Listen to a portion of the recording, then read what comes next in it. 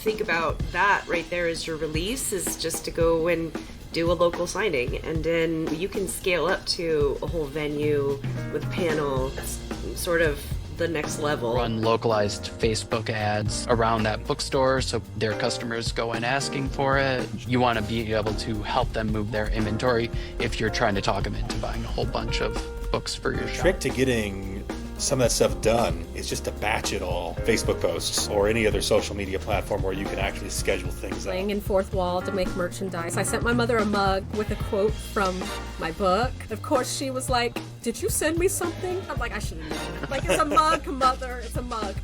I make monsters for a living. I accept that.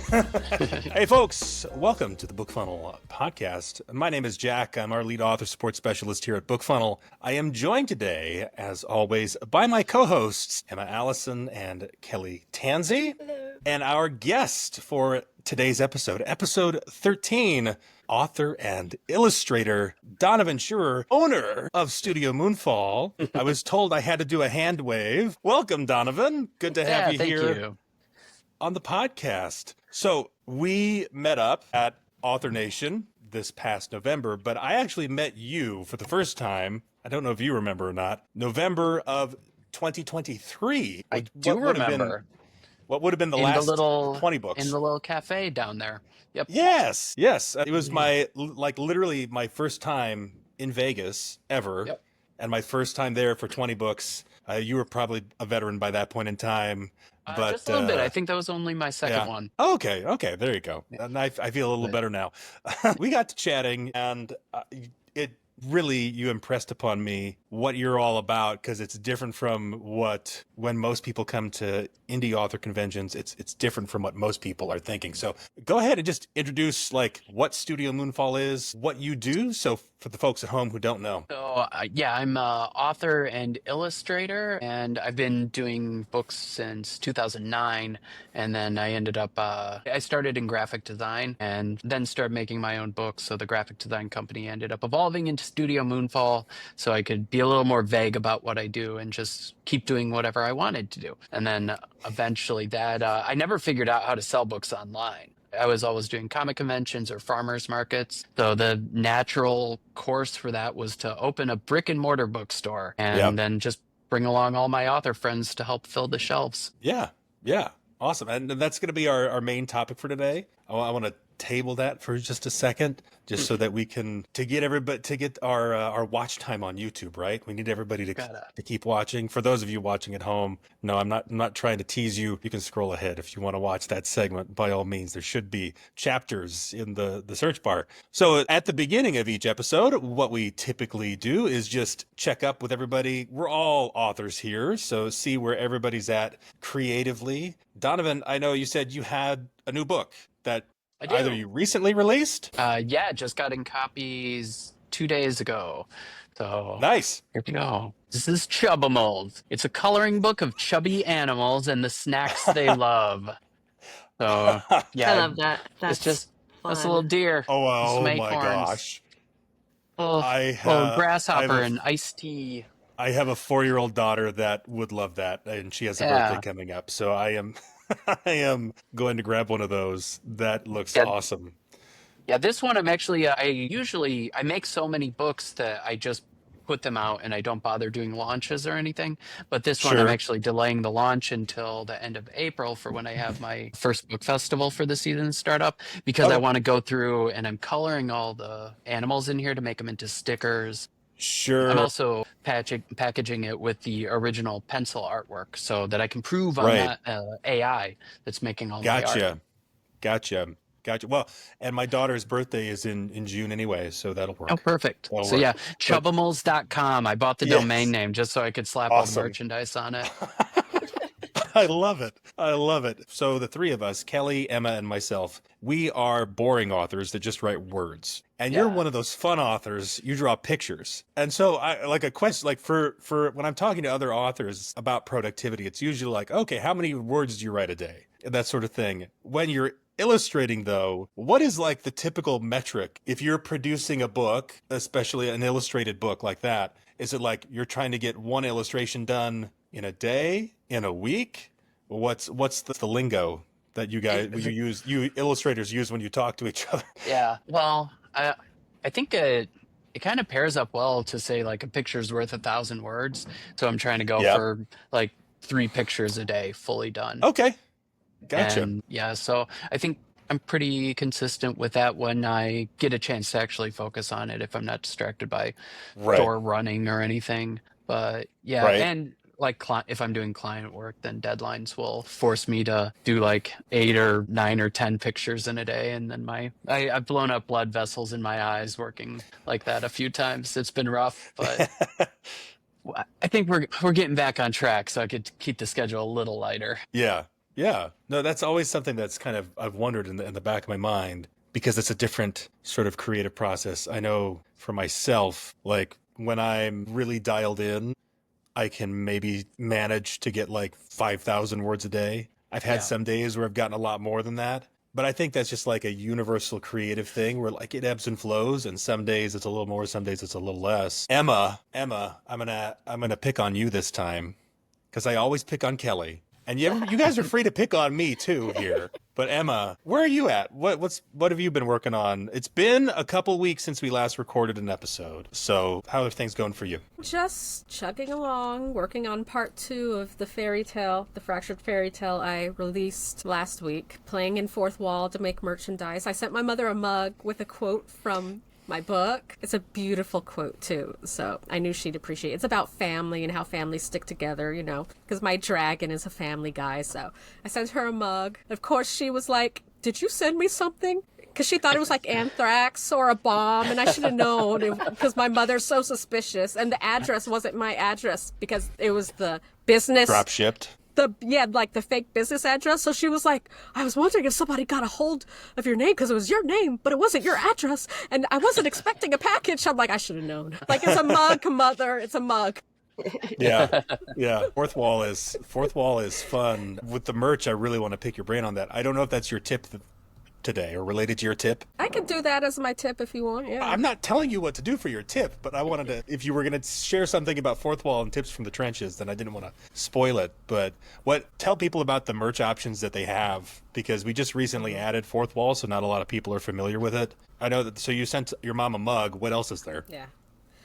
There's textiles, but right now I've just done the mug and then a sticker, both with the quote. So I designed the quote to look pretty. And I'm not a graphic designer, but I went on like a couple graphic design websites and stared really hard. Like, how can I make my stuff look good enough to fool the casual eye? And that in Canva, I just did it all in Canva and then exported it and uploaded it to fourth wall, and it looked okay to me. I'm like, Yeah. Hey. so yeah. Cool. Kelly, what are you working on these days? Well, writing was a little shy this week. It was a little tough to get things in just from things that were happening with the family. I'm still working on my contemporary romance for that collection. I'm in the muddy middle, so sometimes that pain point of actually getting it written is Yeah. a little hard because I'm like, where am I going next? Because I'm a pantser, trying to like find that spark of where my characters are going. So I'm working on that, and yeah, I'm hoping that this week I'll buckle down and get those words down. I was actually dictating just a little while ago, and I got a few hundred words in. It wasn't a lot, Hey, but yeah, good deal. every little bit Yeah. helps. Yeah, the middle is tough. You're going to have good days and you're going to have bad days. Well, you're going to have maybe not good days and bad days. I prefer to say like you'll have slow days and fast days, right? Yeah. And it's Some okay days to the like words have come those slow easy days. and you know where you're going, and then other days Yeah. you're kind of like, okay, what are they doing? I don't even know what they're doing. Yeah. My You know, a lot characters of are people not cooperating today. Right. A lot of people say like writing is a muscle, right? Or just like creativity is a muscle, right? That phrase gets thrown out there a lot. As somebody who, and I'm not like trying to brag, like if any of you saw me in person, you would not be like, oh wow, he works out. I go to the gym and I lift. And the thing if you lift at any level, like I'm not even saying like you're a bodybuilder, but if you do any sort of resistance training, you'd learn you've got to recover. And I think the same thing applies to creativity. And there's like a recovery period. And sometimes you just need to recover, and that means you do less. And you're just recovering, and it's no big deal. Because like I had one of those weeks last week, because like you said, like this family stuff going on. And like my son had conferences. Our daycare was closed for 3 days. So That throws my everything daughters were off, home. really. And we had BookFunnel Live last week. So that was a big thing going on for me. So lots of stuff going on. And yeah, sometimes you just like, creatively, like I did not do a whole lot last week for everybody who's like dying to know what I've been up to. I am 1 week out from diving into writing. I have some revisions I'm working on for a book that I'm about to release. So I'm focusing on that this week. And then I am going to be writing as of next week. I'm done with all the outlining. That's all I was behind going to me. ask about the outlines. You got them all, Yeah. all of them planned out? Yep. Very cool. There's a couple that maybe need a little bit more, like a few more tweaks to them, but it's like I have everything else. Like, okay, so it's insane because I'm insane. And I sat down and I'm like, okay, what's the maximum number of words that I could possibly write in the year? Like if I did write as many books as I could possibly write, I'm going to outline that many books, knowing that I probably won't write that many. And that's okay. Like I'm giving myself permission to not be as good as I can be. All right. I'm giving myself permission to be mediocre. I'm joking. But knowing that, like, that's my intention going into it. So it's a lot of outlining. But the benefit of that is that I know that if there's a couple outlines where like, I know there's something a little bit there that I need to flesh out still, I have time before I would get there to still think about it a little bit. But yeah. It's like, I would say it's like 97% done. Yeah. Those So I later feel- Word outlines. on the SFR co-author? That's what I No. want to know.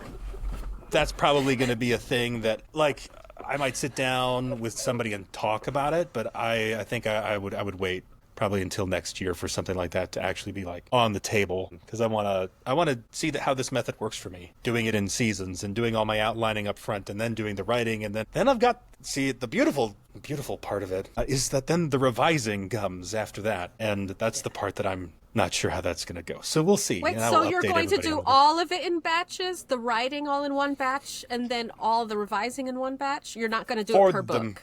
For the most part, yeah.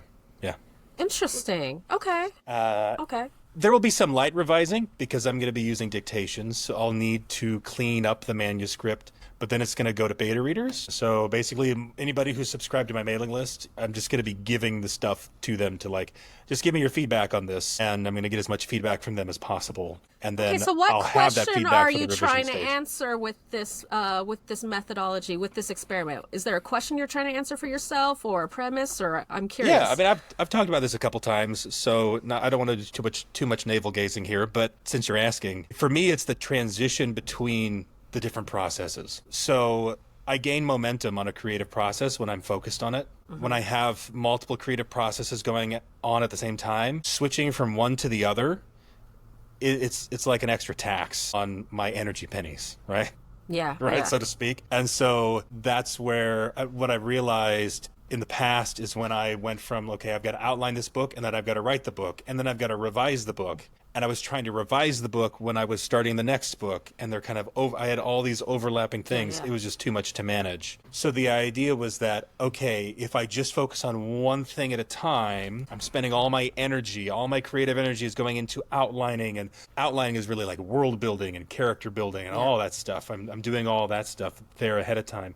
And now I'm going into writing. All my creative energy is being poured into writing because I've done the outlining already, and I'm not going to be spending much creative energy on revising right now. I'm going to let it sit there, and then I'm going to come back to that later, and then I'm going to revise it in another phase so that I can gain momentum. And it's like, it's like driving around town versus driving around on the interstate, right? Yeah. If you've got to stop and make a turn at like every light, right, it's going to slow you down. Whereas if you're on the highway, you're on the interstate, you're just cruising, and you can get up to speed, and it's actually more efficient then to stay at that speed, right? Yeah. To use it as an analogy. So that's the idea. We'll see how it goes. Interesting. I could never do that with like a whole bunch of books because I got to get to market. But like next year, maybe I'll try that with like 3 to see how it works. The thing that I'm like hoping for is that I can go into January 1st, 2026, and have a handful of things, hopefully 2 handfuls, right, of things that I'm like, I could just schedule the pre-orders out and have them ready to go. And then all my releases are done for 2026. Okay. And there's no deadlines because I I did that back there, and it's done, and it's Are passed. any of those like magnets or novellas, or are they all full like novels to go to Yeah. market? No, I've got several. I've carved out space for bonus material, so there will be magnets Okay. in there and so forth as well. And there's some variety. So most of it is my typical short novel length that I like to write, around 45,000 words, give or take 5,000. And then I've also I've got like a series of short stories that I want to write in there. So I've got some variety too. So if I feel like, you know what, man, I want to take a breather from this project here, even in the midst of writing, and then pivot to this, I can do that. Yeah, you can do that. So Okay, interesting. 'Cause I thought you were just doing the outlining all in one batch, and then but you're gonna do. Okay, that's interesting. yeah, no, the whole thing, and we'll see how it goes. I'm not pretending that I'm like some genius. We'll see. I'm trying it because I think it will work for me, number one, and then if I can report here and it helps somebody, then that's great. So Yeah. anyway, enough about that. That concludes our segment about Jack. But that brings us to actually segue here to our tips from the trenches segment. In this segment, we like to share some self-publishing and writing advice with you guys. Of course, all of us here are authors of different stripes, of course, but still authors. And so we've, been in the industry for some time. And of course, Emma, Kelly, and myself are also author support specialists. So we're, experts on everything BookFunnel. Who would like to start today and share their first tip? I don't usually like to put our guest on the spot. Okay, Kelly, go ahead. I'll go. I'll go. Go for it. Either you guys can fight over it. You can fight All over yours, it. Kelly. Okay. Well, I was thinking the other day about, shared worlds and anthologies and that sort of thing, which is, something a lot of authors use BookFunnel for, and especially with reader magnets in, say, an anthology or a shared world. One of my recommendations, because we do sometimes see authors come through and they have one list and then they want to share that like an email collection page. And they want to share it with everybody that's in the anthology. So there's like 20 people. If you sign up for the anthology one time, you get on 20 people's lists. And one thing we want to make, this is not a really great idea. You should not be doing it that way. Simply because there are consumer protection laws and privacy laws. And when a reader signs up for a newsletter, especially in certain countries, but most countries do have this, you need to actually have consent for every single list that they are signing up for. So you cannot just collect one email collection landing page and then share it with everybody that's in the collection. You want to make sure that reader has consented every single list that they're in. And I know that kind of is a bummer because, you give the anthology away and everybody gets to benefit, and that's wonderful. So I recommend that you create, instead of one book, you create an anthology bundle page. And each short story that your readers can click on is an email collection page for that author. So if it's my book, my little short story or whatever that goes along with the anthology, they want to read it, they sign up for my newsletter and they're consenting to be on my newsletter. That way everybody gets a list that is actually someone who consented to be there. Yeah. And you don't have, if you imagine like the reader themselves, I signed up for one email collection page to get one book, and suddenly I'm flooded with 20 emails that are welcoming me to their sequence. And it's understandable that that's what you're hoping for. The only other way that you can do it besides doing like a bundle page and getting consent with email collection pages would be to have one email, like a publishing company or something like that.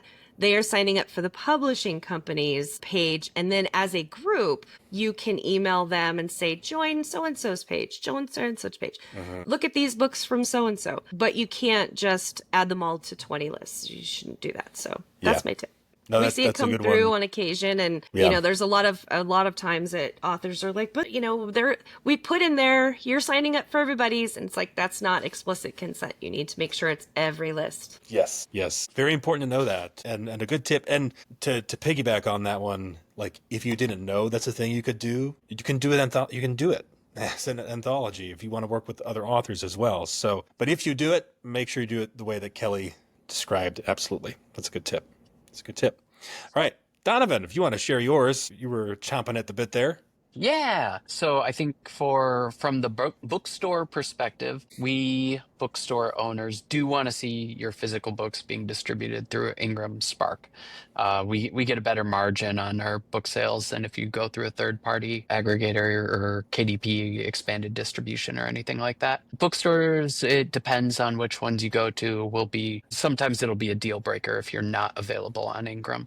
But if you are Interesting. directly available through Ingram Spark, you can give a full retail discount so that we have our wiggle room to slap on discounts and do more stuff to Sure. highlight your book. I do team ups with authors and we have 10 to 25% discounts on the book. So if we don't have that margin in there, then we won't promote it as much as we would otherwise. Right, right. Makes sense. Is there something particular about just Ingram Spark's pricing model or so forth that makes it like Ingram what's Ingram Spark, if you're set up on there, it goes into Ingram's catalog where right, bookstores are buying all their stuff off of Ingram's right, backend. right. So then we get the full retail discount that way. Gotcha. So yeah, if you go through either Draft to Digital or KDP, then there's a extra margin that's included for them funneling the books into there. And yeah, if you Ingram Spark though, that's a direct line straight into Ingram's bookstore catalog. Right. Gotcha. Gotcha. Okay, cool.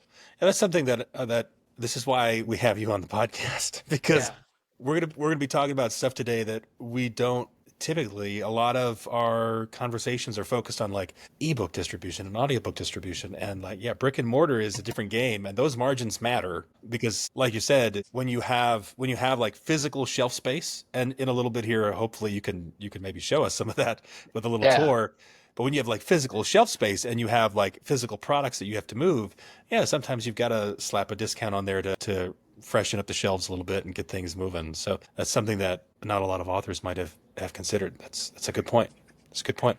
All right, Emma, do you got yours ready to go? I do, and it's kind of like batching content too, but for promos and marketing. Because if you're like me, you like to get in your writing cave, and when you're in your writing cave for a month or two, you're not thinking about promotion, and people start emailing you, and you be like, set up 12 in advance, enroll your book in each one, and then go to your newsletter provider and pre-schedule all of those newsletters. Pre-schedule a year's worth. And every time you join a promo, just real quick, go throw it in. And maybe take 2 days to do this. Like 2 days you're focused on just every time you join a promo, put it in. And just schedule it out for the whole year. And if you have stuff to add in throughout the year, you can go in and do that. But if you forget or you're busy, it's already going to go out, so you're good. You're covered. Yeah. That's for me. That's the tip for Right. me. No, it's a good one. And I know myself doing my promos, I have my emails scheduled out for the rest of the year. That's one thing I sat down and I'm like, okay, I'm going to do this year and I'm going to get that done so that I don't have to. And it's all pointed to a promo page. So I literally don't have to go in and edit those emails at all because they're pointing to one link and I just edit that end link. And so I just change that every week whenever I need to. And then we're talking about BookFunnel promos, by the way, to clarify for anybody wondering, right? Yes. Authors joining Yes. BookFunnel promos, that sort of BookFunnel, thing. yes. And you're sharing those with your newsletter because that's part of the deal. And it's just easier if you're going to do that anyway. Yeah, have a set day of the week or day of the month where you send those emails out with your promos and everything. And doing them in advance, it's helped me. So listen to Emma. It's good Especially advice. if you know that you're one of those people you just can't tear yourself away, even if you're telling yourself, "It'll just take 15 minutes. No, don't. Good. Yeah, just do it in advance. I think I schedule about 80 Facebook posts per month in a 3-hour block and just get them all set up, ready to go for the month.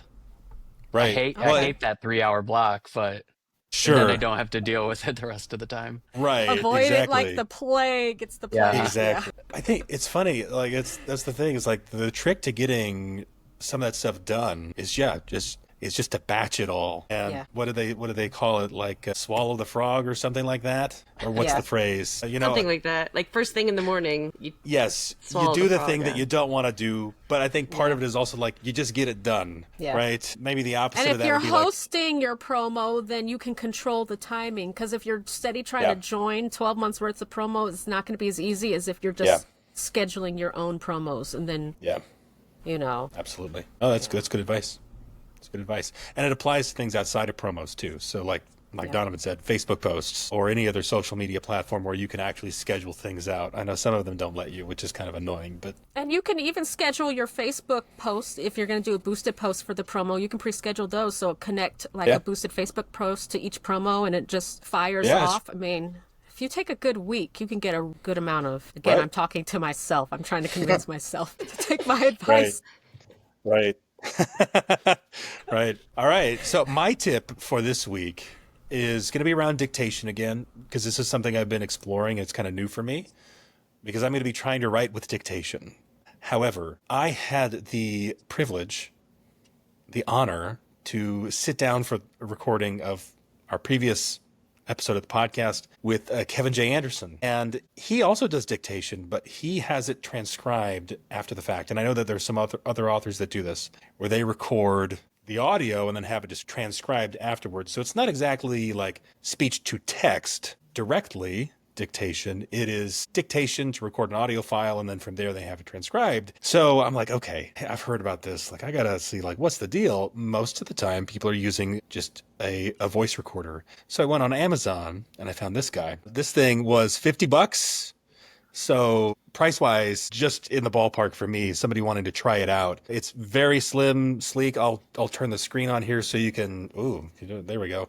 You can see it's very simple navigation. You just press a button and it records audio. It does have a built-in transcription feature, but it sucks. So don't use that. But I might put a link in the show notes to this just so you can check it out. But I've tested it out and just not having, like, I'm not dictating words onto the page. So I can't even see the page. It's all in my mind. And it's a bit of an adjustment. And maybe that's something I can talk about in the future too. But at the same time, it's a little freeing because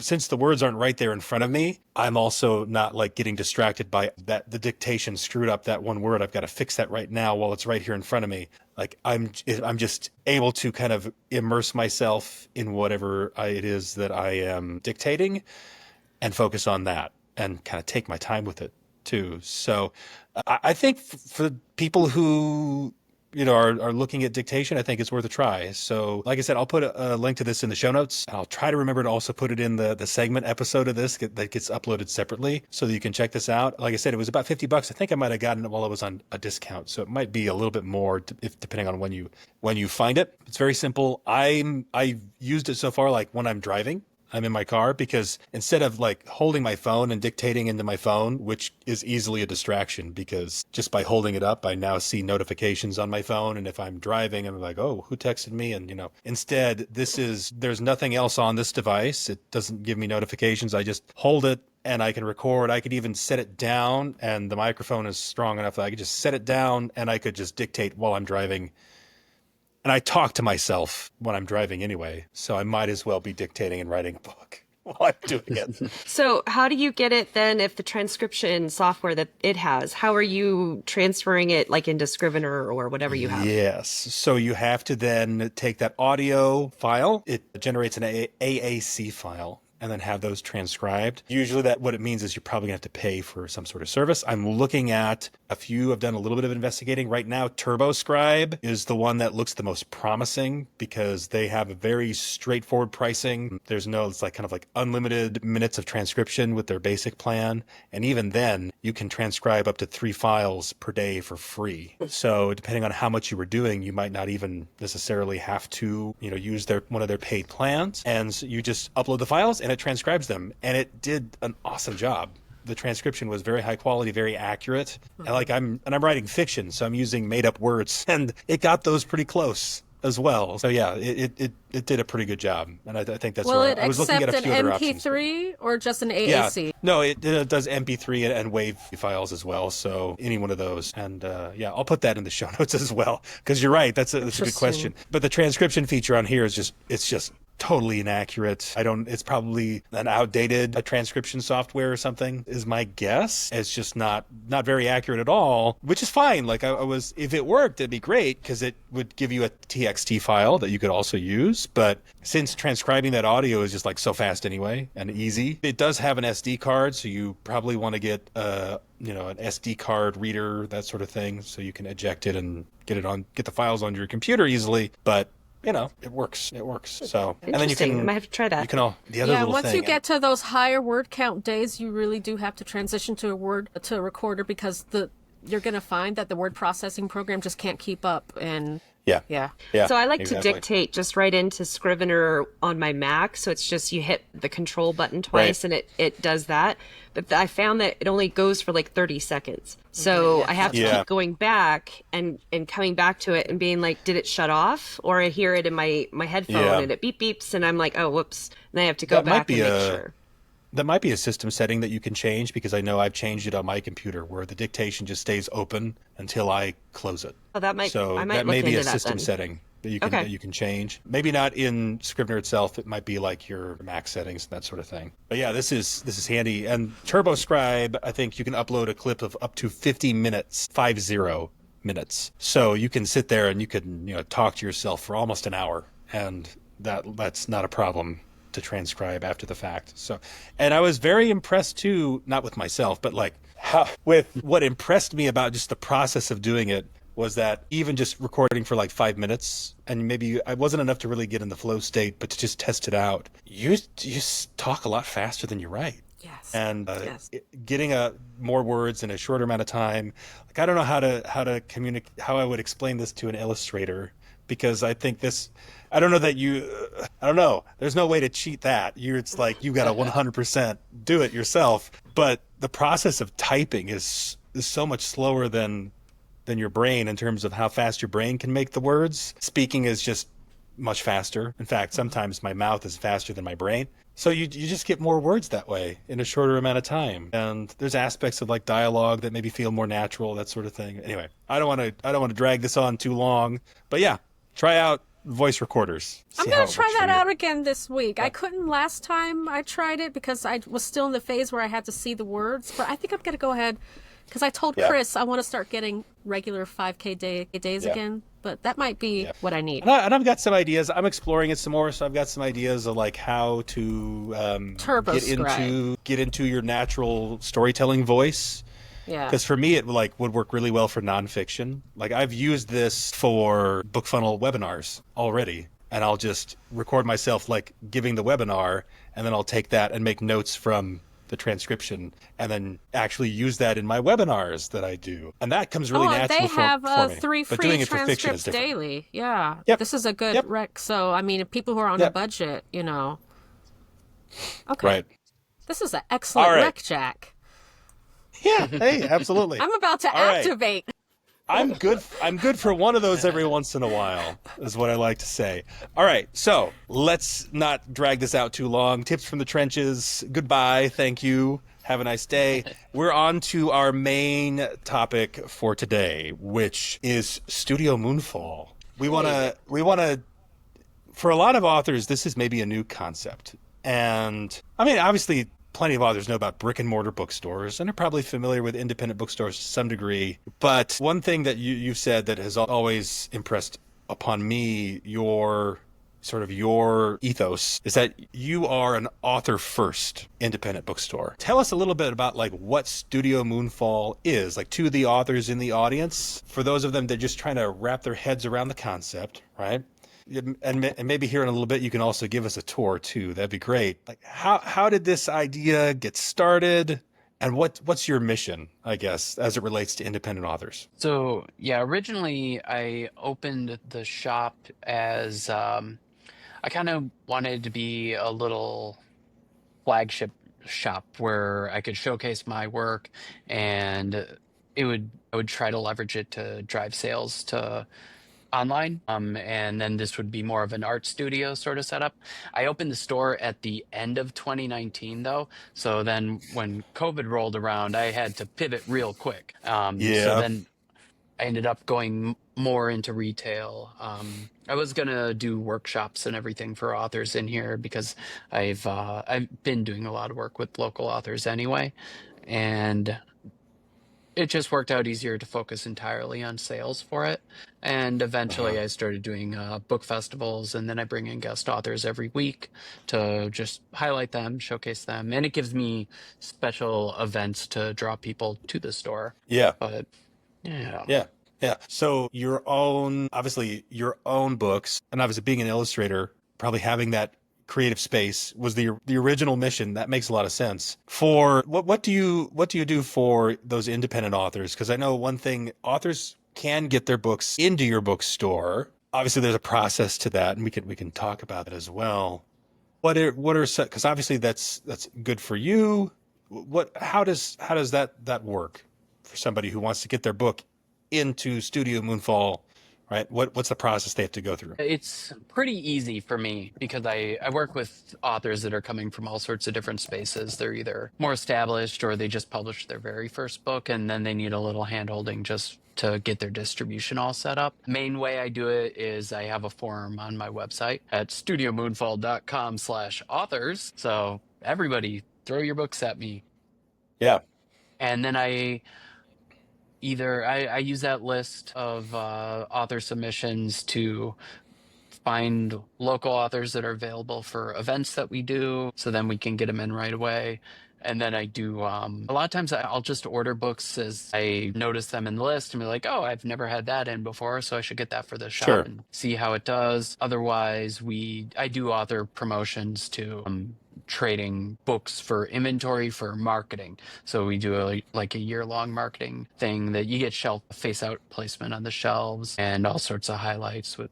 I do little Sure. videos with I've got my weird little mascots around the store to do videos or just social media promotions or email promotions. I've just started recently doing more email promotions for books that haven't gotten into the store yet that I've gotten submissions from. I'm just going through the whole list and I'm doing a rotating uh, promotion, feature 10 or 12 books every week on the email list. And Yeah, yeah, yeah. I guess to kind of, I don't. Do you mind giving us a quick tour to kind of give yeah, everybody an let's do idea it. of like what the because this is a brick and mortar store, and you're in Kenosha, Wisconsin, right Kenosha, in that Wisconsin. area. I'm 1 block away from Lake Michigan and Yep. the kind of touristy downtown area. We have a whole harbor and everything. So let's start. We've got the front door here, and now imagine yourself walking into Studio Moonfall. So it's a tiny little store. It's about 300 square feet. Bookshelves, those are all local authors or people that I know through the self-publishing world. I've been working directly with authors in the indie scene since probably around 2012 or so. I started up early with like the self-publishing podcast guys. So I did a bunch Yeah. of book work with them. I met Damon as BookFunnel was just a twinkle in his eye. Yep. And so I've known him for a long, long time. And so that has introduced me to many, many authors to carry in here. And then I bring in local authors as usually they'll find me off Google or through other authors through like the Kenosha Writers Guild or whatever. And then they'll drop in the shop, show me their books. And a lot of times I'll just buy their books directly from them or I'll make them go ahead and do the submission Yeah. process if I just don't have the space to buy them. But yeah. So yeah, these are the shelves here. The books on this shelf, this is that featured marketing barter deal that we do. That's Right. the cut the line thing. So if you look it up on the author submission page, there's info there. And then this big wide shelf here are all mine. Yeah, Right. that Chubba was my 100th book that I've published. And I'm currently publishing 3 a day for the next month. So I'll be up over Oh, boy. 250 by the start of April. I do journals too, so it helps pad the numbers. But Sure. because I'm so heavy into merchandising and everything that I sell as many journals with no content in the middle as I do of my chapter books that I Yeah. had to work way harder on. Um, Yeah. Right. so yeah, Well, hey, fiction authors pad their numbers too, so yeah, don't worry about it. yeah, and yeah, a picture is worth 1,000 words. So this 30-page coloring book, that's like a Yeah. 120-page novel there or something. Yeah. Oh yeah. Yeah, exactly. Yeah, Awesome. and then the artwork for the coloring books that all goes into like down here we have stickers and buttons and Yeah. artwork up there. Then we got a Right. bunch of Dungeons and Dragons. I've started writing D&D adventures. Okay, I do yeah. a Goblin series for that, which I'm kind of early launch mode. Then we've got artwork over here and used books up front. So Right. yeah, Awesome. and I love the outside I vibes. have a Love the parking vibes. lot. Oh yeah, it's nice and creepy. We usually have like fantasy music playing in the background, which is really easy to ignore after a 9 hour day in the store. You just forget it's there. Right. Right. Exactly.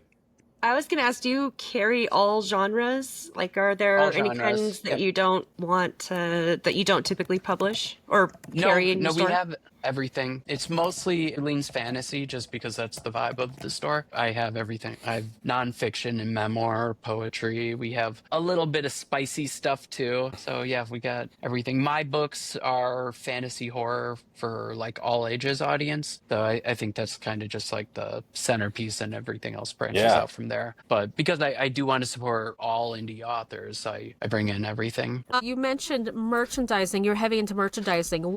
In this May, the question about what trends in direct sales you see may precede this, but what are like the missed merchandising opportunities authors mostly miss, or what should like all authors have beside a book to like supplement their book? People love stickers. I've been going pretty heavy into stickers. I've done buttons for years. Before I got into writing, I was doing like band management and running local like all ages concerts. So we started Yeah. making buttons there, and I just never stopped. So I did the math, and I think I'm around 28,000 buttons that I've made. I think I added it up in December of last year, so it was a crazy Yeah. amount, and that was all off one button maker. Yeah, I'm Yeah, just gonna it's ask, you made them yourself by hand? These are not buttons that yeah. you like ordered from someplace online. No, Is these it were like all ones that we made up. one of those like, with the handle and, Yep. yep, yep, that's exactly my it right my there. baby right I here, love a that. little money printer. Right. So Exactly. yeah, with both stickers and buttons, though, I think volume is an important thing with it. You have to have a lot of either to get the traction moving. Sure. If I get to the point where I can expand the store, and I want to have a 30-foot wall just of stickers. So it'd be just 6 foot by 30 feet of stickers just on the wall, Yes. just so we can break people's brains as soon as they Like walk in and see a it. just like a grocery store is what I'm thinking about. Like you walk into the cereal aisle in the grocery store, Yeah. same thing with stickers. Yes. Yep. That makes sense that you'd have to have like, because each individual sticker you're not selling for very much. So yeah, you've got to have a sticker for everybody so Yeah. that everybody buys a sticker. Yeah. Yeah, Yeah, and exactly. then like bulk deals and all that. But Right. for more merchandising for authors, I think genre themed stuff is usually pretty good. I had an author in here Friday night, and she was doing she has lots of like Wiccan type of stuff. So she was doing candles and Huh. soaps that she makes herself that Yeah. kind of fit in line with her books. I actually have a couple authors that do specifically that. Actually, I do soap. I forgot about that. Yeah. It's been a while since I brewed up a batch, but I do Right. my own soaps with like carvings of my illustrations. Okay. Interesting. Yeah, but yeah, I know yes. there's like Go third. ahead. I've seen this. I don't know if this is something that you've ever seen an author do. I don't know what author would do it. But there's lots of things that you can do like kind of white label these days, Hmm. which I know is not necessarily like some people want to do it themselves by hand, and that's wonderful when you can, but not everybody has the Yeah, time for that. So like there's white label options even for things like coffee these yeah, days. There's tons of white label like coffee companies out there. So like if you have a character who's like a big coffee drinker or a group of characters, whatever it might be, like you could white label a brand of coffee. yep. That's, that With the sort of store thing. itself, I was specifically looking into white labeling coffee just to be able to serve it Yeah. in here. But Yeah. then with the store, you have to worry about like food licensing and got Right. to get a new sink installed and everything Yeah. like that. So we'll A lot of wait that, on that. sure. A lot of that white labeling happens online too. So if you're doing it Mhm. that way, but yeah, when that's the thing, brick and mortar, those are the things you got to worry about and you got to think about if you're selling that stuff in person. Absolutely. Oh yeah. Yeah, we have to deal with all sorts of weird insurance things. And with the Sure. stuff that I do, I run the Kenosha Book Festival out here. So we do 6 festivals during the summer and then Book-A-Ween, which is our big Halloween one. So that's all outdoors. So I have to have like insurance to cover that for bringing in all the Yeah. authors. I own 20 pop-up tents so that I could just set those up and bring in the authors. Yeah. and not have to worry about everybody bringing their own stuff. So it makes their life easier. Yeah. So if an author is looking to merchandise, so to get into that, what do you think that it's better to like try to do stuff like, because of this came up with either white labeling some products or like doing it yourself, or does it kind of just depend on like the vibes and the feel? Like you said, if you're if you're an author who writes about witchcraft, does maybe the handcrafted feel of things come off as more genuine, I think or so. is yeah. Yeah. Yeah, I think it depends on your genre and everything like that. If you like you could just have things that are genre specific too if you're doing stickers or whatever. Sure. I have a few of the authors that I carry in here. They'll do art prints or like special edition bookmarks using the artists that were their cover designers too. Yeah. Which those are pretty cool. But yeah, I would either do a lot of the merchandising for different items so you have a good selection, or just use them as combos with your book itself in order to give a bigger package and get Right. a higher price point on there. Yeah, yeah. What have you seen for sci-fi? Because fantasy seems like so easy because it's very tangible. Yeah. But I'm curious for sci-fi. Can't think of anything offhand for Something like merchandise for sci-fi. phone cases, or Yeah. like a tablet case, so it like looks like it's from your universe. Maybe it doesn't have like your logo or cover. Maybe you could do one of those, but like some sort of design that makes it look futuristic. I don't know. It's tough, but it's something that I've wanted to do. But whenever I sit down to do it, like beyond stickers and like posters and puzzles and T-shirts that just use like my book cover art, like anything Yeah. beyond that is always like, how can I bring that into the real world? And that's a little bit of a challenge, but Yeah, if you could get them cheap enough, phone cases could be cool. You have so much variety in that though. right. Mouse pads you can do. Yeah, Mouse pads or even the bigger like gaming pads. Those could be right. cool, and you can get those custom made, Well, and in and bulk there's, too. and I'm kind of maybe answering my own question, but it's military sci-fi as well. Oh, that the military aspect of it maybe is a little more tangible in that respect. So I could just make pens You that could are do a like, challenge coin.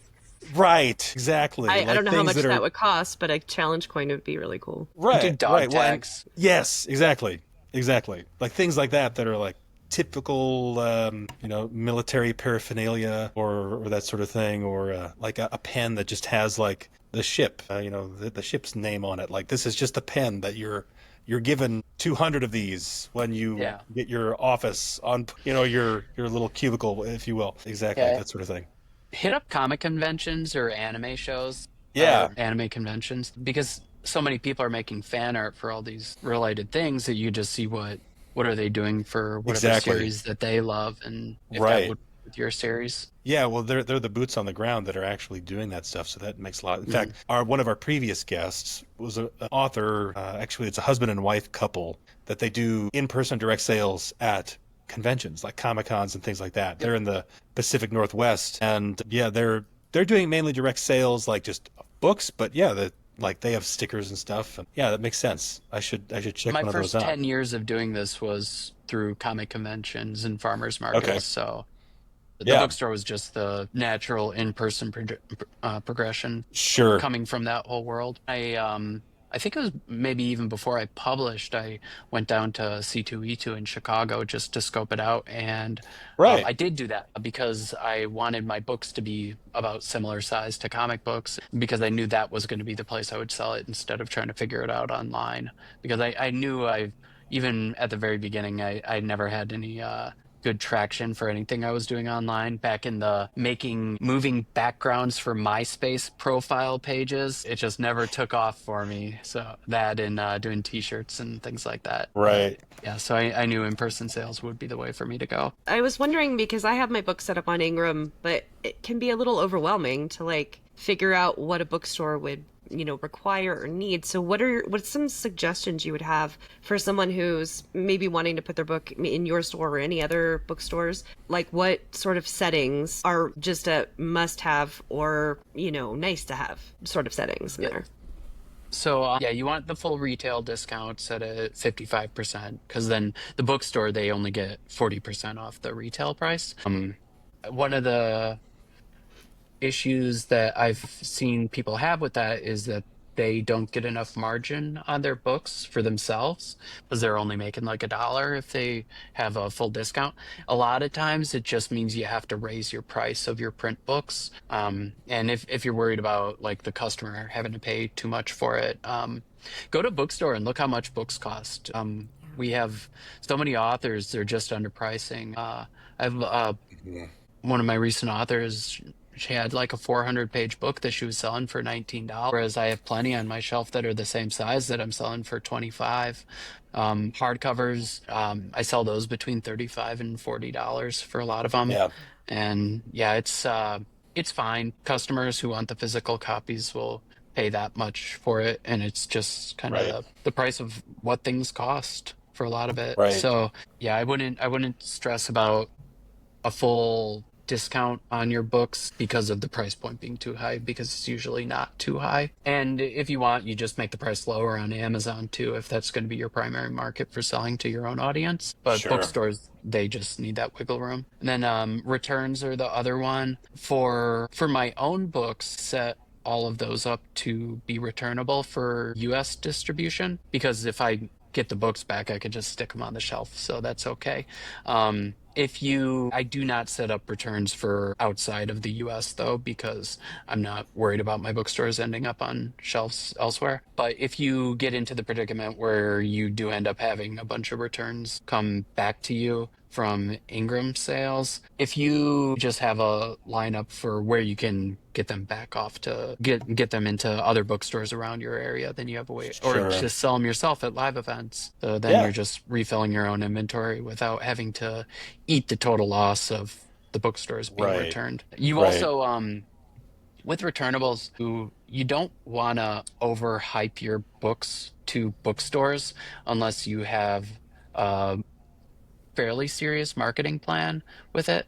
If you go to a store and you just really pump it up and they end up ordering 40 copies of your book, unless you have like a plan of action to get those books moving, like run localized Facebook ads around that Yeah. bookstore so their customers go in asking for it, or doing local events and doing events in the store, then you Sure. want to be able to help them move their inventory if you're trying to talk them into buying a whole bunch of books for your shop. Right.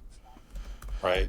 Well, and Right. No, there's a setting, thanks. I believe, as well, where the books come back to you, but there's another one where they're destroyed. Isn't that? It's been a little while since I played around with Yeah. Ingram, but I have seen where the stories of people going, well, now I owe Ingram X amount of dollars, and I Yeah. didn't even get the stuff back. So Yeah. they can't sell it and repurpose it. So just be careful with that part of the setting as well. So if they do return it, you probably want it back. Yeah, you may end up having to pay shipping too, but you would just have to recoup your money on the long end of it with either selling them Yeah. yourselves or shuffling them. And like if you have a local bookstore, be like, hey, I just got all these books in. Do you want a deal on them? So you could just break even at least, or Yeah. they'll probably work with you if you're familiar with them and give you Yeah. their regular price. I buy books directly from authors at 60% of the retail price. And if an author got saddled with a bunch of their books, either because of a return or because they just decided they didn't want to do live events anymore, then I can help alleviate those costs for them. Sure. And the returns, that's like a thing that I think a lot of people, if you're going to go down this route, might overlook. And from something I know from my eBay days, selling not books on eBay, but just other stuff, you, yeah, having that's something that you have to account for. And you have to have outlets for that kind of stuff. A release valve, honestly, because Yeah. they're going to come back to you and you have to account for it. So you can't count all your chickens before they've hatched. Yeah. Right. Right. Yeah, and yeah, if you know the bookstore that bought a bunch of copies of your books, I'm not sure if you can see that on Ingram, but yeah, target the area, their physical location, so Right. you can either use Google or Facebook to target that specific area and just drop an advertising bomb right on their zip code. So Right. then people Right. are either they're seeing your books, and if they're regulars at the bookstore, Yeah. they're more likely to ask for it that way. Or even another idea, because that's a great idea. I know for some authors, like maybe something on a smaller scale is target your mailing list. And maybe you have to ask people in some cases. In some cases, you may have their location data on your mailing list in Hmm. certain circumstances, but ask them like, what state are you in?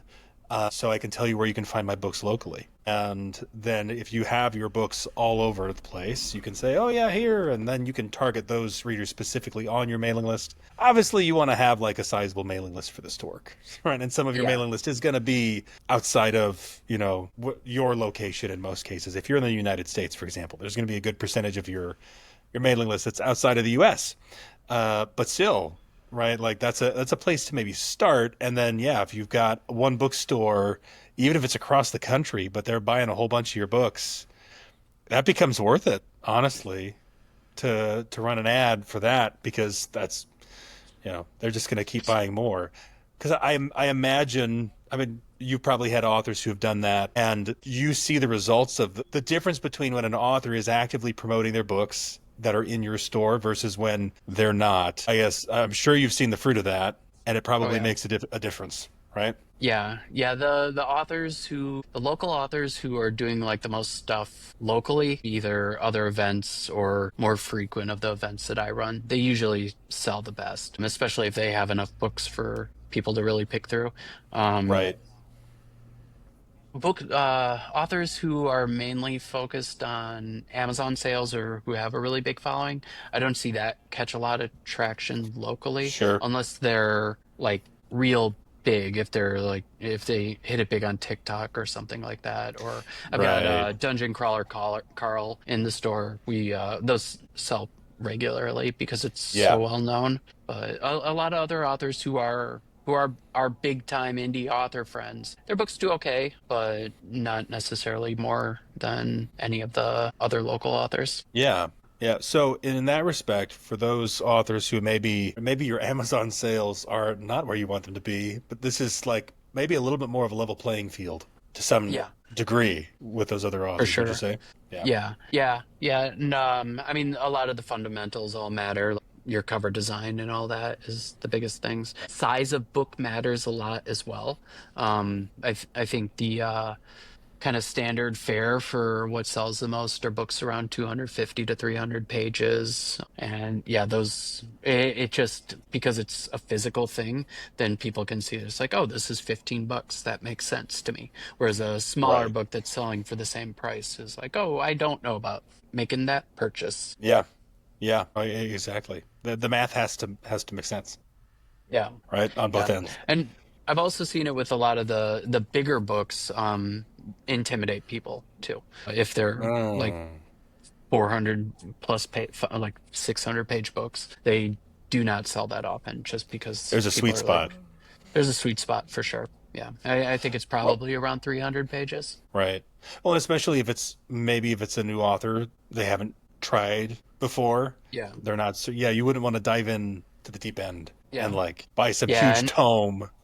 Yep. I do my best to try to introduce all of these books to the authors through the promotions that I do. I have a YouTube channel, which I have a little robot who does book description videos. So I try to share that every day with Sure. a Facebook audience to try and move things over there to get awareness on all the books. But then you really have to just stack all the promos, just like you would for online sales, but just local focused. Right.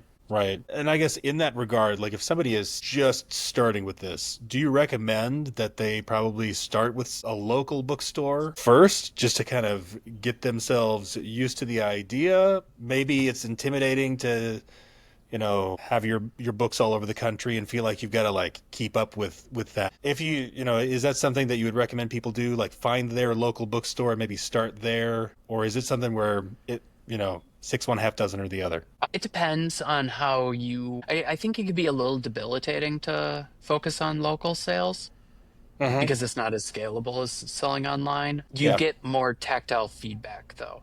Like you'll see if Yeah.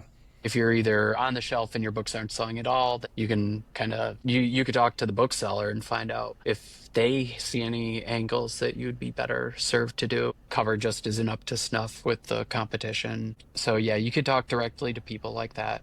Or if you are doing some of the local author events, then you can refine your pitch a bit more, and like you have somebody in front of you. So if you're Sure. giving them the spiel, you can see if their eyes twinkle up when you are talking to them, or Right. if they just start backing up out of the room. Yeah, but scalability is an important thing that you can't do locally as well as you Right. could. Sure. Like you said, the tangible aspect of things. I think I imagine some authors, it's maybe easier in some respects to start building a fan base when you can see people like in person. So just Yeah. like obviously having your books in bookstores is great, but your local bookstore, you could do a book signing there. Like you said, you could do farmers markets and other local events and that sort of thing. And those people have met you. And like you said, Yeah. provided they don't just like back out of the room when Yeah. you're going through your spiel, like you can form a connection with those people that you can't just like over email on your mailing list. Or even to some extent, social media is a little bit better because you've got images and video. But when you meet somebody face to face, you can't really replicate that in any other way. Yeah. You can be. I have lifelong fans at this point. With unfortunately, I took too long with my chapter books. That most of the kids that grew up reading them have aged out of the series, but they still come around and they'll buy stickers or coloring books or whatever else. So Well, I have customers that I've known. I have customers that I have known since they were babies yeah, because of like knowing them in person. Yeah. yeah. Well, those kids, I have a theory about that. Eventually, they will have kids. Yeah. Yeah. And so might be a lull right now if that generation is like they've aged out, but then they're eventually going to have kids of their own and they'll be like, yeah, I read those books as a kid. They'll find you again. Yeah. Well, I mean, at the rate I produce books, I'm just going to cover every age. So Yeah, I'm going full cradle to grave with my product line. right. Well, that's a way to do it. And that way you just keep them in the pipeline, Yep. so to speak. They'll Right. never No, yeah. escape. Right. Yeah. Then we just talk them into signing up for Patreon, and then we take over the building. Right. Exactly. Emma, I think you had another. Yeah, I was curious when y'all were talking about returnables. What if I wanted to run like an exclusive pre-order through a bookstore? Could that happen? Like you go send your readers to order the pre-order that you would then order from Ingram Spark from the bookstore, and then the bookstore handles like the shipping and all of that. So it was almost be like you all are a drop shipper. Is that something? You could. I think it's a thing I've seen other bookstores do.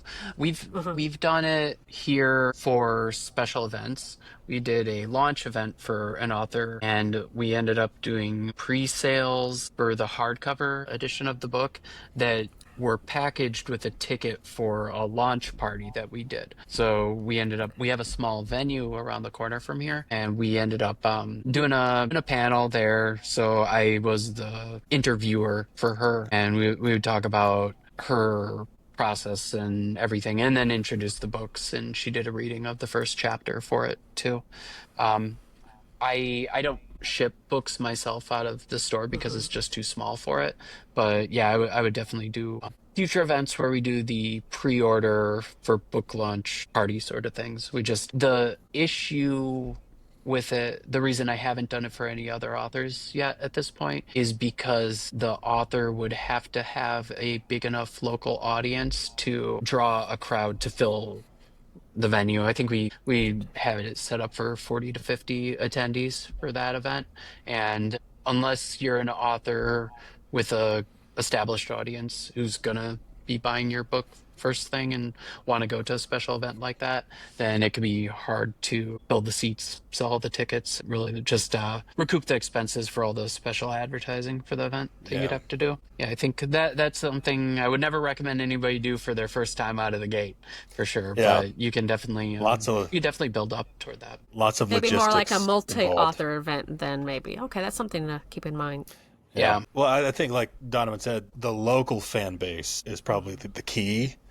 to Yeah. get people to show up, because maybe something like for somebody who maybe wants to adapt this, like you could do something like that digitally, right? Virtually, if you will, over Zoom or something like that. But yeah, if you're gonna like do it, host it at a brick and mortar store, you got to have enough people who are interested in showing up for it to be worth it. I know there's a local game store in my area that has had, 'cause they have a books section, and then of course they have comic books, and they've got other stuff there too. And they had an author come in and do a book signing, and they just let them have the table for free. They're like, okay, whatever, you're going to bring people to the store, that's great, like we don't care. And then they were shocked. There was like a line out the door. They're like, okay, we didn't know that was the plan, but hey, it's great for us, right? Because they're selling a whole bunch of other stuff too, and so it worked out. So yeah, if you can do that, then you also build strong relationships with those local brick and mortar stores too, and they want you to come back. And then that greases the gears there a little bit too, I'd imagine, right? If it works, what's good for the goose is good for the gander. So if you're a local bookstore, you'd want the line out the door. Is what you want. So Oh yeah, definitely. I've only had that happen one time. Yeah, yeah, it'd be nice if it happened all the time. But yeah, yeah, I think if you are doing local events with the bookstore, easiest thing to do is to jump into the events that they kind of have standardized for their own calendar, because they have to work things around that. But then take on as much of the advertising as you can yourself. yeah, A lot of authors don't do that, and they're relying entirely on the bookstore to do all the heavy lifting for marketing. But the more you can take, then the better the crowd is going to be, and more the bookstore is going to want to bring you back all the time too. yeah. So And what if I gathered the readers first? So I went to everybody, I did all the pre-promotion. I'm like, readers, reserve this, and then I'll go find a venue. And then you can take that list of interested people to the bookstore, be like, hey, I've got people.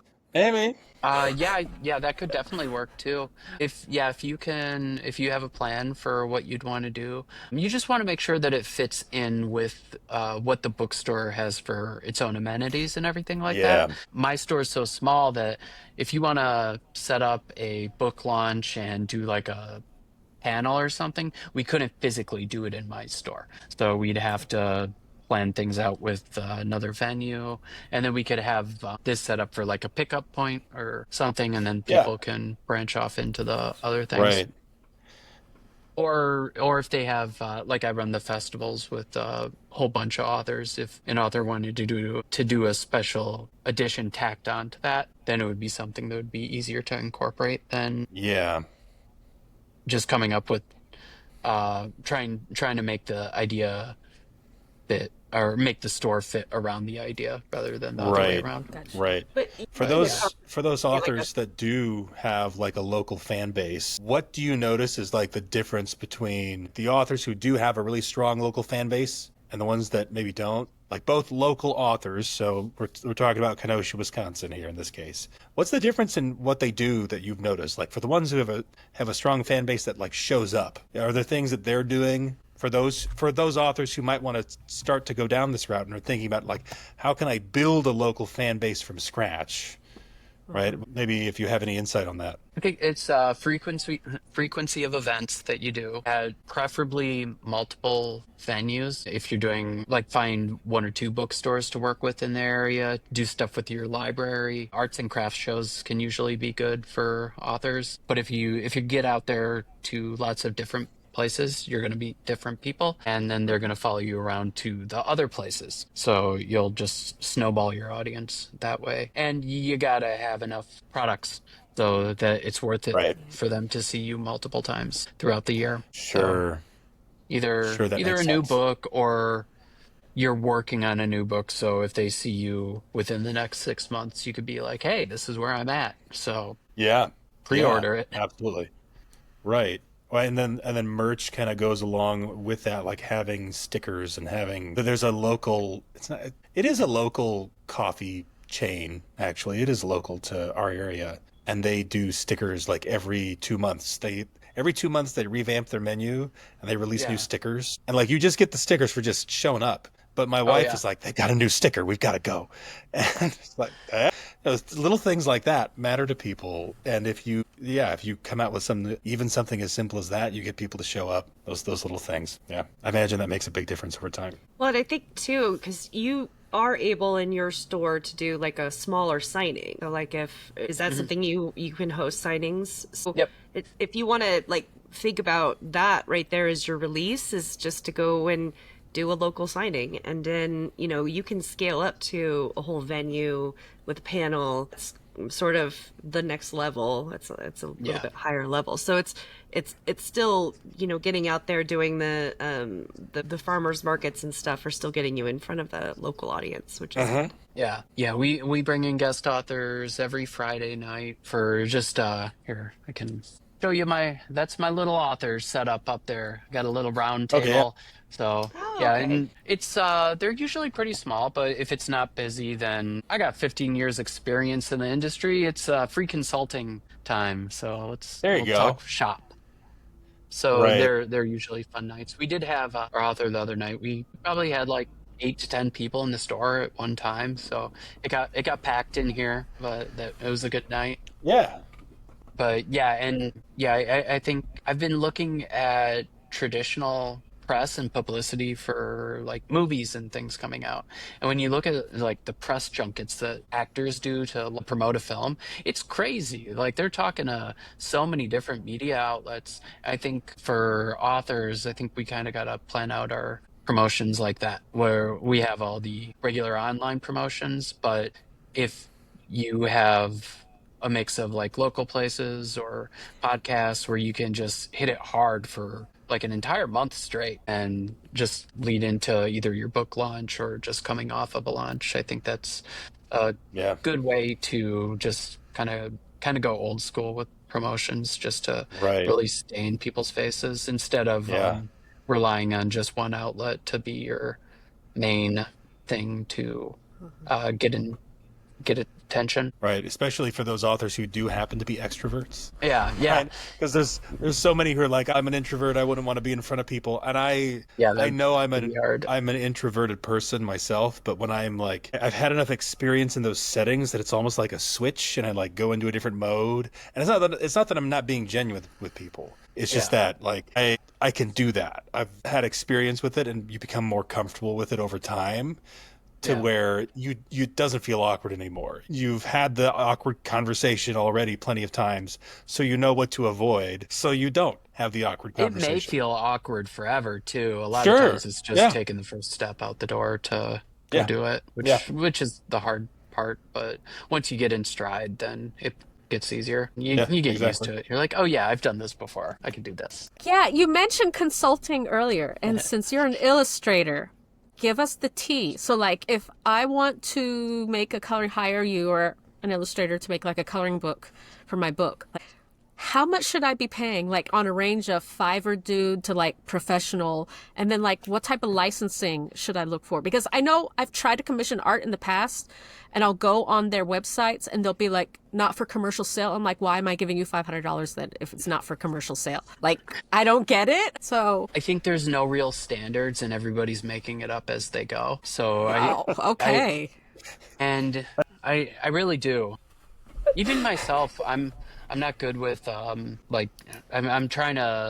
currently doing a client job that I'm hoping is my last client job I ever do. And I want to get out of there as quick as I can. But if you were trying to set up with an artist to do a coloring book or something for yourself, I would scope out what different people offer that are what you're looking for, either through Fiverr, Upwork, or I don't know if Deviant Art is still around, but there's lots of artists on there doing commissions. I would dictate the terms yourself. And because most of the artists, it's just freelance work that doesn't have a real outline to a lot of it, unless they've established things and set prices for themselves. So if you're going to talk to people who don't have that in place already, I think you're in a position to dictate terms for it. Like I do a local business coloring book, where I'll draw a page for the business, we put it into a book, and then all the businesses get copies of the book, so we're distributing it throughout the whole city. Like I made that whole thing up.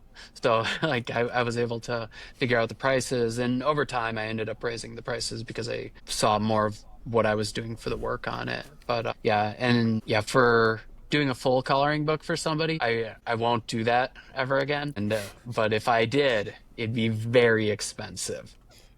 Yeah, I've but yeah, I don't actually even recommend for necessarily for authors to do a full coloring book. You could do one-off pages and work with individual artists Sure. and then get a nice variety, because coloring pages generally that's just going to be a free giveaway that you do, or if the artwork lends itself well to merchandise, then you would just work that out at the time of getting it made, where it's like, hey, I want this illustration, but I want to also be able to slap it on print on demand merchandise. So try to Sure. get a flat rate. You don't want anything that's based off of the amount of items sold, because who knows how much it would be. But So Right. who owns that art though? Like that's all in the terms, but as an author, I can set like I own this, it's mine, yeah, even it though would you're be the a work for artist. hire sort of thing. Okay. Just like it'd be similar to a contract for a cover designer if it was a thing that was contracted to just be used for book covers, or there was permissions to use it for other sort of merchandise, like if you wanted to put it on refrigerator magnets or something like that, Yeah, I get it. then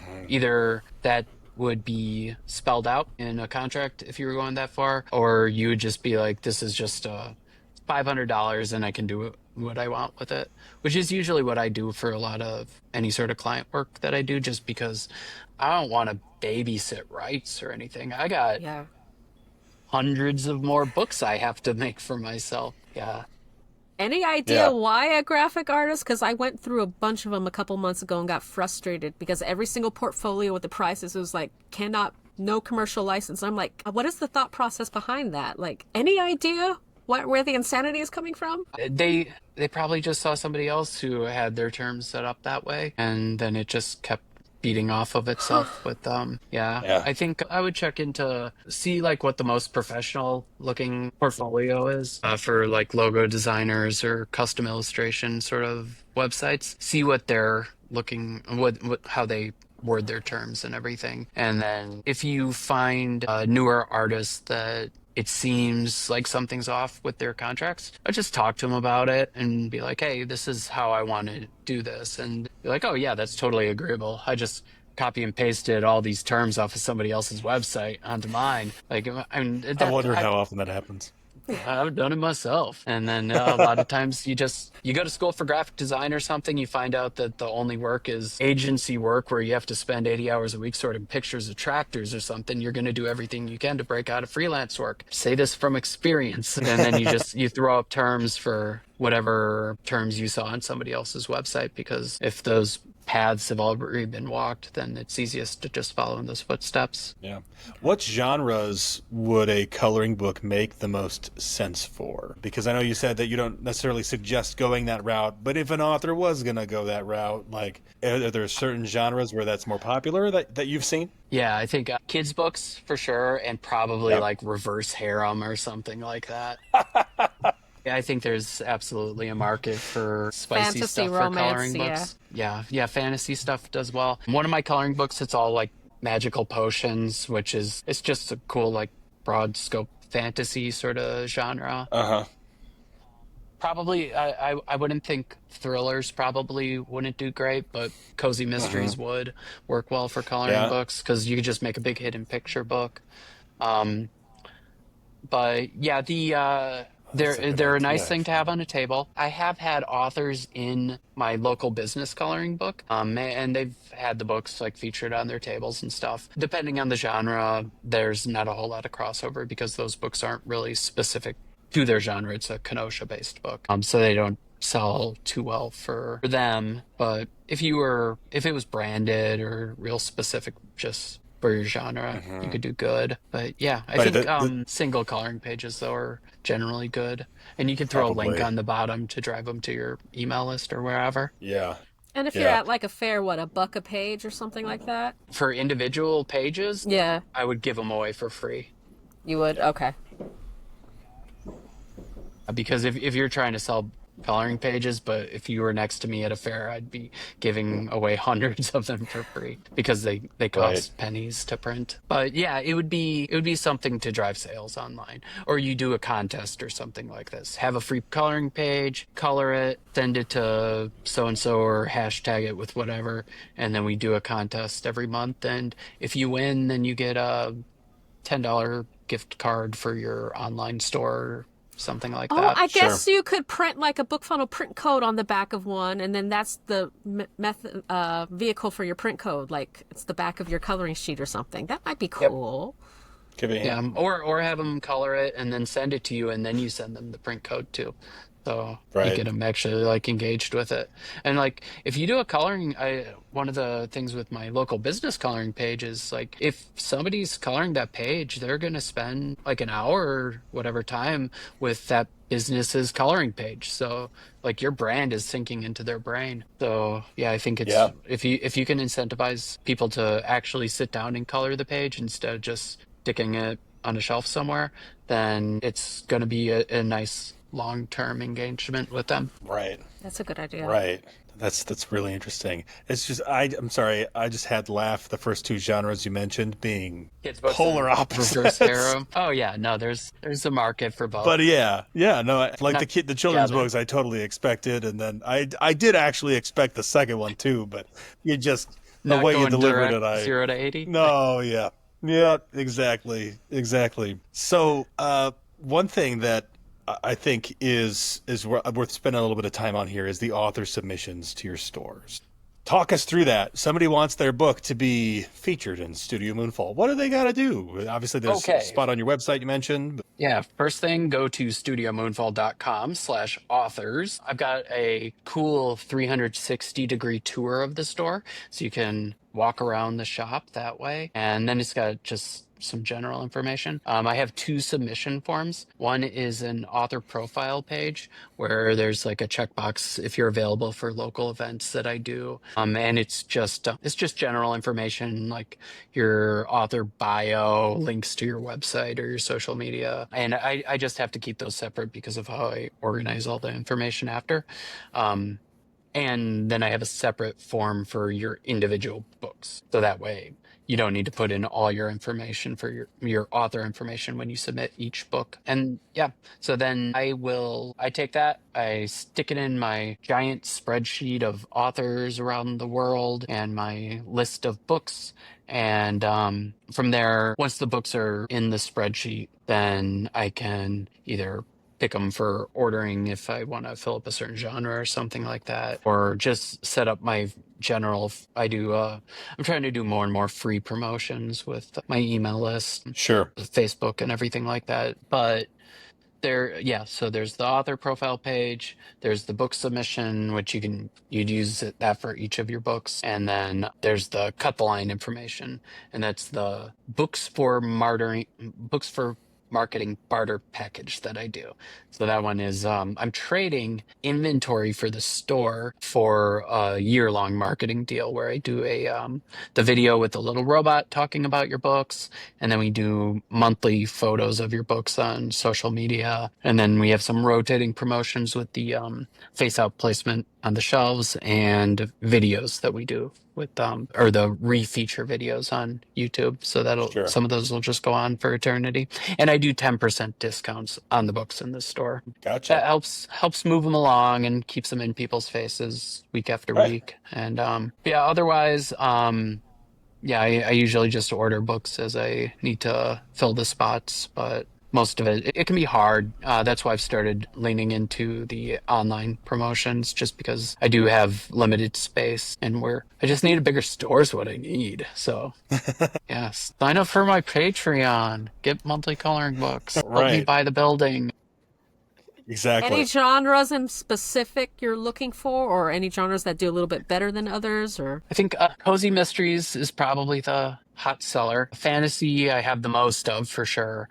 Sci-fi, I'd like to have some more sci-fi just because that's what Yeah. I read. But then, yeah, romance, I've been trying to get more of that too, just because it does pretty well. I probably don't have enough on the shelf to provide options or selection for readers. But Yeah, the memoir stuff can be hard. Memoir and poetry usually do best if we do the promotions with the face out shelving, just because it's smaller books get lost in the shelf. If your book is too small for spine text, it's gonna disappear. It's gonna just get buried visually. So Yeah. would you stock Alien Man Chest? Because I've got Alien Man Chest, and it's gorgeous Oh, Alien yeah. Man Chest, professionally done. Yeah, Like, I've got these it if you are want it.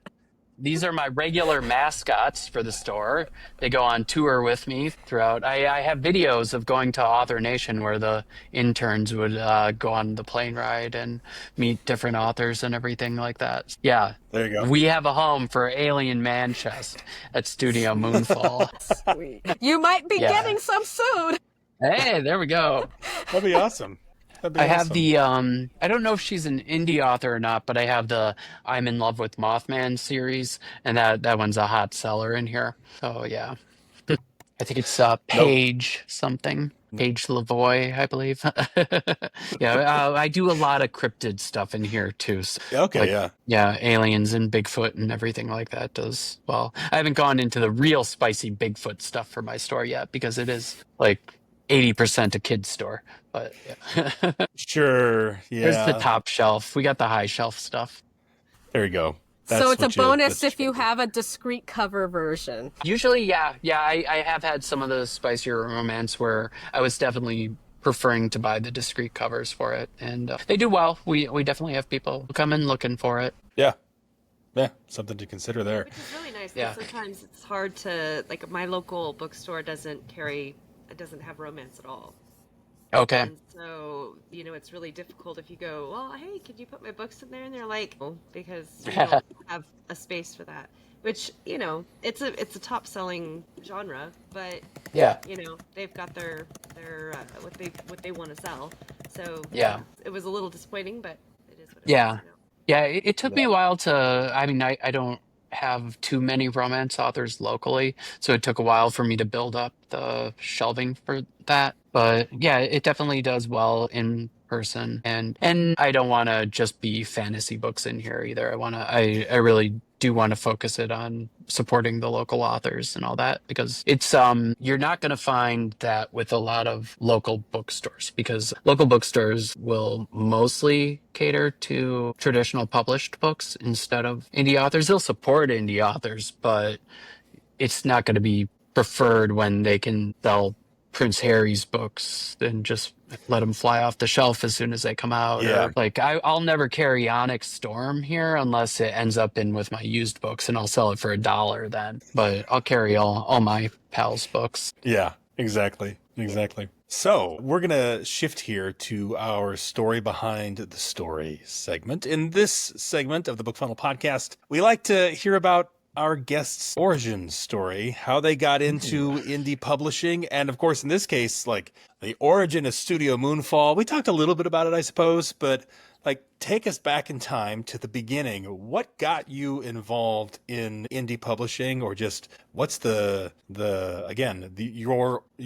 villain origin story? I always like to call it a villain origin story because I don't want to assume. I make monsters for a living. I accept that. So yeah, I've always made stories, mostly starting with illustrations, drawing up the characters and all that, and ended up going to school for graphic design so that I wanted to color my artwork all bright and shiny like how cartoons are colored, rather than like, I've never learned to paint. I've painted things but never leaned into it or anything. I went full digital when I started doing color work. And then it was going to school for graphic design that I pretty much learned all the tools of the trade for publishing with all the Adobe products with Photoshop and InDesign and all that. So then I ended up getting a terrible job sorting pictures of tractors for 80 hours a week. It was technically graphic design, but I ended up wasting most of my time just doodling characters while I was supposed to be working there. But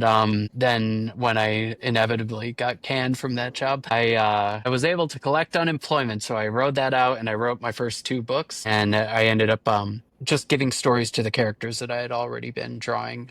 I was doing little 4 or 5 page coloring books with the characters, like Dora the Explorer with monsters. And then I had to answer the lifelong question of why a little hippie girl would be hanging out in a mad science laboratory. So I had to write my books and then, yeah, published my first 2 books. I didn't know what I was doing as far as publishing, distribution, and everything. So since I had already been doing that MySpace background in t-shirt hustle, I was familiar with Cafe Press back in the day. So I first Hmm. published my books on Cafe Press because they had printing on there. My 60-page book, the first one, cost like $9 to print on Cafe Press. And then I dug into it, and then I found Lightning Source through Ingram and started actually publishing the books.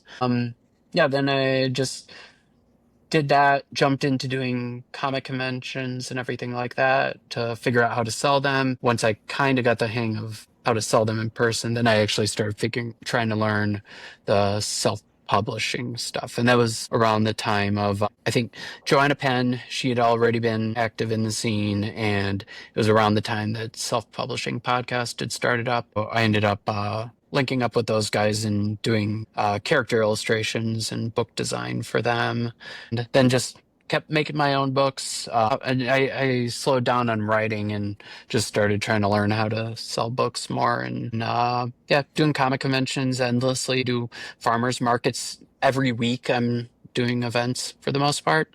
And then, yeah, then I had this store open up beneath my apartment. And I was like, hey, landlord, let me get that thing. And sign the lease. So, yeah. Yeah. Yeah. So like, just kind of a natural progression from one thing to the next to the next. So you've got 175 books out, you said already that you Yes. published? Yes. Yeah. And 175. right. And most of those, there's a wide range from what you've described. So we've got some coloring books in there. We've got some chapter books. What are the things that you're working on right now? Because I know you said you've got this whole plan to get to 250, Oh, yeah. right? Yeah. What are those books? It's going to be like. Those ones are going to be journals. Okay. Yeah. The coloring books are the regular thing. I've been like, I try to do a coloring book every month, Mm-hmm. but the current client work has jammed up the gears on that. So Yeah. hopefully by May, I should be back to monthly coloring books right now. So rewinding, my first books, they came out in 2009. And then in 2011, I figured the best way for me to promote these books would be to teach myself programming and launch a video game on the App Store with zombie beans that you shoot brains at. I want to go the G.I. Joe route with the cartoons to sell toys is kind of how I Yeah. want to promote my books.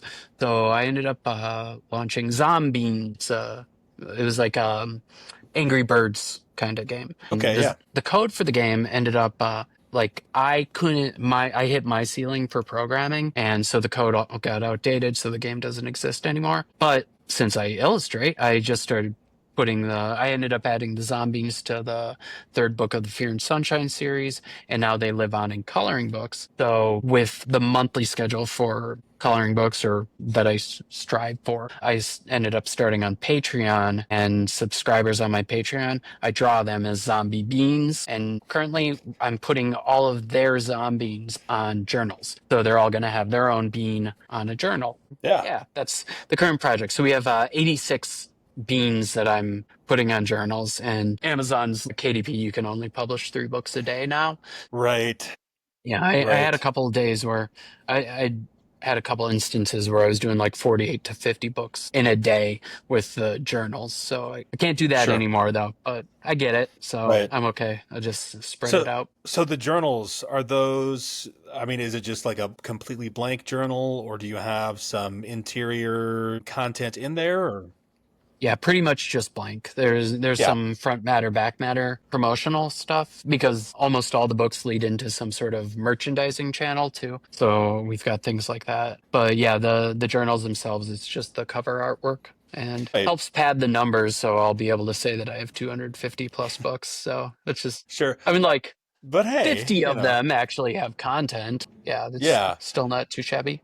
Right. But still, I mean, that's 250 products that you Yeah, have to offer. And that if that's your strategy to kind of go wide, if you will, and have a lot yeah, of just like you were talking about stickers earlier, you just have to have a lot of stickers. I think it's yeah. maybe something kind of like that. And we were talking about the coloring pages too. Now you think about it, as a sci-fi author, I think my readers would be more likely to buy a journal with my cover art on it than a coloring book, in Yeah, my opinion. yeah, So there's another idea out there for somebody who doesn't necessarily want to go the coloring book route. You've got yeah. other options. Depending on your world building and everything, you can lean into fictional brands and stuff too. Like if you have like some megacorp Oh or something, yeah. put out a journal for them. Yes. Those are cool to do. That's kind of what the Zombies are. They are more or less an internal brand in My Fear and Sunshine books. So Okay. yeah. That's interesting. And then turning it into a mobile app, a mobile game. Tell me about that, because that's got to be wild. Obviously, Yeah. it's not available anymore currently, but No, if that's you I've got video of it on my YouTube channel. You'd okay. have to go back like 10 years on there, and Sure. it's got a like playthrough video. That was fun. It was I ended up teaching myself how to do all the sprite animation and everything like that. Yeah. And these journals that I'm doing right now, they actually use the background of the video game level as the background of the journal. And then it's like a Okay. Polaroid of the individual bean on the cover. Cool. So I'm still using assets from that game Right. 13 years later, 14 years later. My Zombies coloring books, I took the characters and backgrounds and used those as pages in that coloring book as kind of filler. Hmm. So we have all of the Night of the Living Zombies Volume 2 includes all of the graphics from the video game, Right. just with the color all stripped out. Right. Right. Yeah. Yeah, having all the artwork with all these different products. Like a single coloring book, I can generally pull 300 plus products out of what I produce for the coloring book itself with Hmm. t-shirt designs or tote bags or hoodies or Sure. stickers or buttons or whatever. So, Right. yeah, they're real good merchandising tools to do whatever you Exactly. want with. Exactly. You also mentioned earlier about you're writing some content for Dungeons and Dragons. Is that right? Yeah, I started a Goblin of the Month series. Right. It's not quite of the month yet, but we'll get there. Sure. Sure. But I know one thing a number of authors, I don't know necessarily that it's a lot, have started to do are these either a role-playing game to go along with their series, especially if it's in fantasy, or Yeah. even like just something that you could, if they're not maybe necessarily creating the game from scratch, but like, scenarios that you could play out in Dungeons and Dragons. I'm not a Dungeons and Dragons player myself, Yeah. so I don't know all the lingo. I'm into, as you can see behind me, Magic the Gathering, Warhammer 40K. I've got to mention it once each podcast, so there it is for this episode. But still, like, this is something that authors, it's another way to merchandise your stuff and to expand your IP. So how easy is it to do something like that? I imagine if you're like really familiar with Dungeons and Dragons, probably not too hard, but something you got to sit down and spend some time on. Yeah, what's been your experience with that? Yeah, I've played for a while, so it wasn't too much of a stretch. And I've done the video game design. I've done some like initial work on board games that just never came to fruition. So I've Uh-huh. got a bit of a background in it. I think the Goblin of the Month thing, I started doing GaryCon, the Dungeons and Dragons convention over in Lake Yep, Geneva. This right. will be my The third birthplace, year. The the birthplace. birthplace of yeah, right. Yep. Yeah. Yeah. This will be my third year there, and it's cool. I was there to just sell my books and everything and promote the store since it's not too far away. But then I started doing the Goblin game last year, which the Goblin game, those characters were originally from a coloring book that I did. So I'm taking artwork from a coloring book, the characters from there, coloring them, and then I'm making an adventure built around that character. So the most recent one is Grib Knob Gnome Smasher. So he's a little goblin that smashes gnomes. He's teamed up with his head chef to make gnome pancakes, and you've got to go rescue the gnomes. So Right. they're just little, ideally like one-shot scenarios that people can jump into or tack into their existing Yeah. games. Right. But I do map design for them and lots of stickers of the goblin itself too. So it's a cool little package that you get with that. Sure, sure.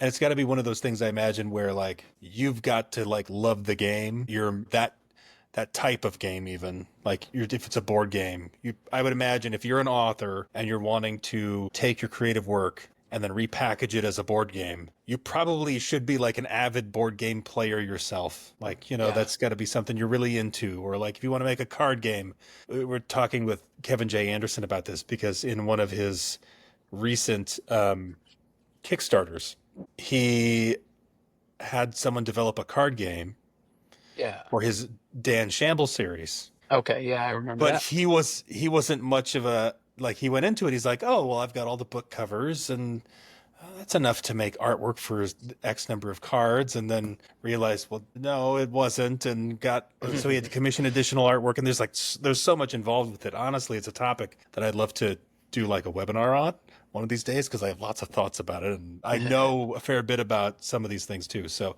but there's a lot more work involved in that stuff than I think people underestimate the creative endeavor that it is to just make a game. Yeah. Compared to a book. Yeah, I think the game design part of it for mine has been pretty simple. I'm not trying to reinvent the wheel or anything like that. Sure. It's more of a branching off into a different product type from existing things that I've already created.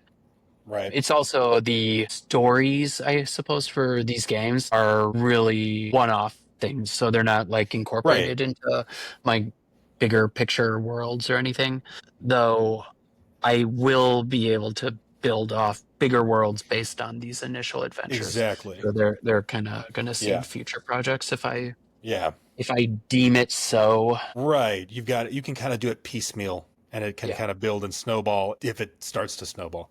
Yeah, that makes a lot of sense. It makes a lot of sense. Or people can just play the adventure and then take it however they want. Like they might find all sorts of good uses for their hat of many gnomes. Well, Donovan, it's been a pleasure having you on the podcast. This is a great conversation. And there's so much more. We could go for another 2 hours because there's so much more here we could talk about. Anything you want to shout out before we say goodbye to everybody? Submit your books to studiomoonfall.com/authors and I'll sell them for you. Yep. Yeah. Awesome. I'll make sure I include all that in the show notes. It should all be down there so everybody can find it. I think it's a great opportunity for some authors, especially if you are like local to the Kenosha area. If you're between Madison, Wisconsin, and Chicago, come on over. So, we're right here. Awesome. All right. Yeah, cool. Well, thank you for having me. Yes, thank you again. Thank you, of course, to my co-hosts, Emma Allison and Kelly Tansey. Thank you all for watching as well, our viewers. We will see you all in the next one. Thank you for watching. Check out these other videos from BookFunnel. And don't forget to subscribe to the channel.